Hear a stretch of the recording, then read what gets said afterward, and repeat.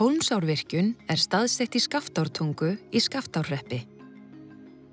Virkjunin nýtir fall Hólmsár neðan við Hólmsárfoss og niður á Flöguvelli við Flögulón. Verkefnið samstarfsverkefni Landsvirkjunar og Orkusölunar. Afl Hólmsárvirkjunar 65 megavött.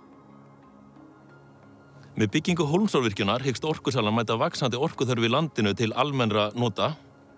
Virkjunin af þeirri stærð að hún heppileg fyrir almennan markað.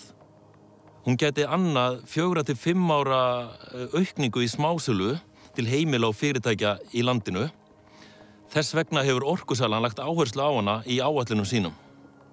Virkjunin staðsett 11 km ofan hringvegar og því fylgir framkvæmdinni ekki umfangsmikil vegagerð.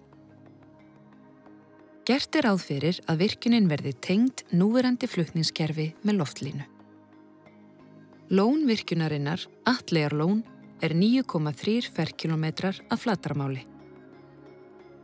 Atleyjarlón myndast með stíflu yfir farveg Hólmsár norðan við Atley. Frá lóninu rennur vatnið jarðgöng að stöðvarhúsi sem staðsett neðanjarðar. Frá stöðvarhúsinu fer vatnið jarðgöng, rennur þaðan út í frárensliskurð og berst loks út í Flögulón. Eins og svo vel þekkt hafa tíð Skaftárhlaup valdið skaða á landi.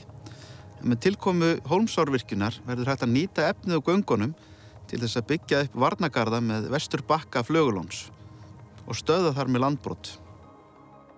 Mikilvægur hluti undirbúningsvinnu Hólmsárvirkjunar snýr að mótvægisaðgerðum til að lágmarka neikvæð áhrif á umhverfið.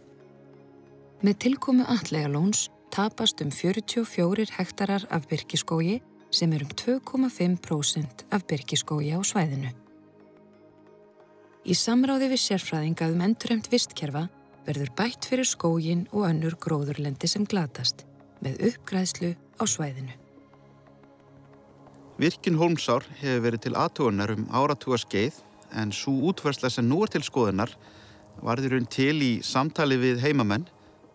Núverandi útfærsla hefur mun minni og afmarkaðri umhverfisáhrif en fyrri hugmyndir og felur í sér að virkjunin verður neðar í ánni, neðan við Hólmsárfoss og rennslið í honum verður óbreytt.